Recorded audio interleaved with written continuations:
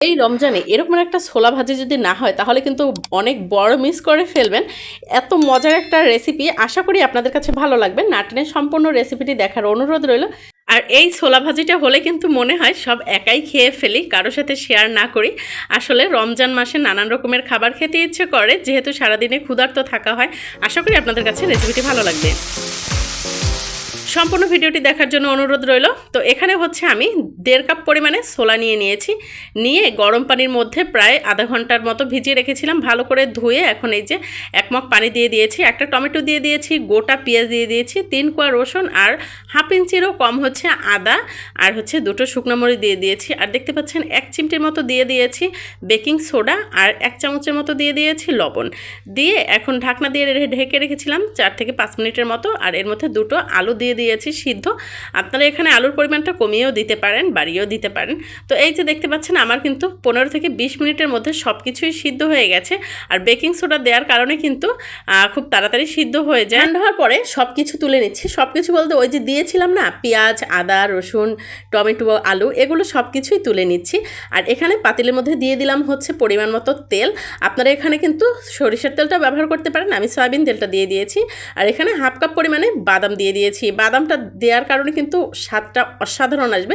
যাদের বাদামে অ্যালার্জি আছে বা পছন্দ করে না তারা নাও দিতে পারেন, বাট দিলে কিন্তু খুবই মজা হয় খেতে। এখানে বাদামগুলো খুব সুন্দর করে ভেজে নিচ্ছি। একবারে কালচে করে ভাজা যাবে না, এরকমের করে যখন মুখটা ফেটে যাবে তখন তুলে নিতে হবে। আর ওই যে আলু রেখেছিলাম সিদ্ধ করে, সেটা হচ্ছে এভাবে স্কোয়ার শেপ করে কেটে নিয়েছি। আর এখন এগুলো সুন্দর করে ভেজে নিচ্ছি। হালকা একটু লবণ দিয়ে ভেজে নিলে হয় কি একবারে সুন্দর নিচে লেগে যায় না পাতিলের, আর একবারে ঝরঝরা হয়। তো এভাবে নেড়েচেড়ে করে যখন লালচে হয়ে যাবে তখন কিন্তু আলুগুলো ভেজে তুলে নিতে হবে। আর দেখতে পাচ্ছেন আলুগুলো কিন্তু আমার ভাজা হয়ে গেছে, একবারে লালচে করাও হয়নি আর একবারে কিন্তু না ভাজাও না, সুন্দর একটা ফ্লেভার অ্যাড হয়েছে। তো এখানে এখন রান্নার প্রসেসিংয়ে চলে যাচ্ছি। দিয়ে দিচ্ছি হচ্ছে হাফ চামচের মতো গোটা জিরা, আর 2টা হচ্ছে শুকনো মরিচ, সেটা সুন্দর করে ছিঁড়ে দিয়ে দিয়েছি। আর জিরা আর শুকনো মরিচ ফোড়ন দেওয়ার কারণে কিন্তু এতটা সুন্দর একটা ফ্লেভার অ্যাড হয়েছে।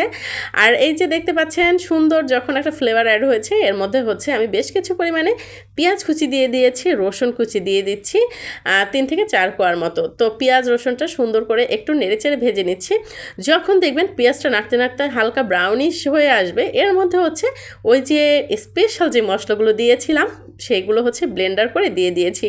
স্পেশাল মশলা বলতে ওই যে ছোলার সাথে যা যা সিদ্ধ দিয়েছিলাম সেগুলোই। তো দিয়ে এখন সুন্দর করে নেড়েচেড়ে কষিয়ে নিচ্ছি। মশলাটা যত সুন্দর কষানো হবে খেতে কিন্তু বেশি ভালো লাগবে। আর দিয়ে দিচ্ছি এখানে দেখতে পাচ্ছেন হাফ চামচের মতো জিরা বাটা, আর অল্প একটু পরিমাণে হলুদের গুঁড়ো, পরিমাণ মতো লবণ। আর এইগুলো দিয়ে এখন সুন্দর করে নেড়েচেড়ে নিচ্ছি। আপনারা কি ভাবছেন যে কোনো রকমের কাঁচামরিচ ব্যবহার করিনি? অপেক্ষা করেন, দেখবেন কতটা সুন্দর একটা রেসিপি। তো মশলাটা কষানো হওয়ার পরে এর মধ্যে হচ্ছে ওই যে ছোলাগুলো সুন্দর করে ধুয়ে পানি ঝরিয়ে রেখেছিলাম। সিদ্ধ হওয়ার পরেও কিন্তু ছোলাটা ধুয়ে নিলে কালারটা সুন্দর থাকে। তো ছোলা কষানোর পরে এর মধ্যে হচ্ছে ওই যে ভেজে রাখা আলু সেগুলো দিয়ে দিয়েছি। তো আলু ছোলা সুন্দর করে কষিয়ে নিব। আর এই মুহূর্তে কিন্তু বলে রাখছি, আমার ভিডিওটি যদি ভালো লেগে থাকে প্লিজ আমার চ্যানেলটি সাবস্ক্রাইব করে দিবেন। ফেসবুক পেজ থেকে দেখে থাকলে পেজটি ফলো দিয়ে সাথে থাকবেন, লাইক করবেন, সুন্দর একটা কমেন্টস করে দিবেন। আর অতিরিক্ত ভালো লেগে থাকলে শেয়ার করে টাইমলাইনে রেখে দিতে পারেন। এখানে আমি হাফ কাপ পরিমাণে পানি অ্যাড করেছিলাম, ঢাকনা দিয়ে ঢেকে রেখেছিলাম 5 মিনিটের মতো। তো দেখতে পাচ্ছেন পানিটি কিন্তু শুকিয়ে গেছে। আর এই মুহূর্তে দিয়ে দিচ্ছি স্পেশাল জিনিস, সেটা হচ্ছে তেঁতুল। তো এখানে হচ্ছে তেঁতুল সুন্দর করে একবারে চটকে একটু পানির মতো করে নিয়েছি, খুবই সামান্য পরিমাণে পানি অ্যাড করেছি, দিয়ে দিয়েছি। আর এখন দিয়ে দিচ্ছি হচ্ছে এখানে গরম মশলা গুঁড়ো আর বা মাংস মশলা গুঁড়ো, যেটাই বলে না কারণ মাংস মশলা গুঁড়ো বা গরম মশলা গুঁড়ো দেওয়ার পরে কিন্তু সুন্দর একটা ফ্লেভার অ্যাড হয়েছে, খেতেও কিন্তু দুর্দান্ত। কালারটা দেখে কী মনে হচ্ছে? অনেক মজার, তাই না? আসলেই অনেক লোভনীয়, অনেক মজার। এরকম একটা ছোলা কিন্তু আপনারা অবশ্যই ইফতারের টেবিলে রাখার চেষ্টা করবেন, দেখবেন খুব ভালো লাগে। তো তুলে নেয়ার আগে কিন্তু 2 থেকে 3 মিনিট আগে আপনারা হচ্ছে ওই যে ভেজে রাখা বাদামটা সেটা দিয়ে দিবেন। আর হচ্ছে এর মধ্যে 1 চামচের মতো কাঁচা সরিষার তেল দিয়ে দিয়েছি, তাতে ফ্লেভারটা অনেক সুন্দর আসে।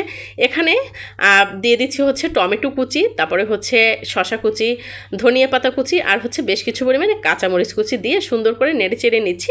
এই মুহূর্তে কিন্তু চুলাটা বন্ধ করে নিয়েছি। তো যখন ঠান্ডা হয়ে গেছে তখন কিন্তু এই যে তুলে সার্ভ করে নিচ্ছি। দিয়ে দিচ্ছি উপর থেকে কিছু শসা কুচি আর পেঁয়াজ কুচি, আর দিয়ে দিচ্ছি হচ্ছে অল্প একটু পরিমাণে কাঁচামরিচ কুচি, ধনিয়া পাতা কুচি। তো আপনারা এভাবে রান্না করবেন, দেখবেন খেতে কিন্তু দুর্দান্ত, অসাধারণ। ভালো লাগলে অবশ্যই শেয়ার করে রেখে দিবেন। আল্লাহ হাফেজ।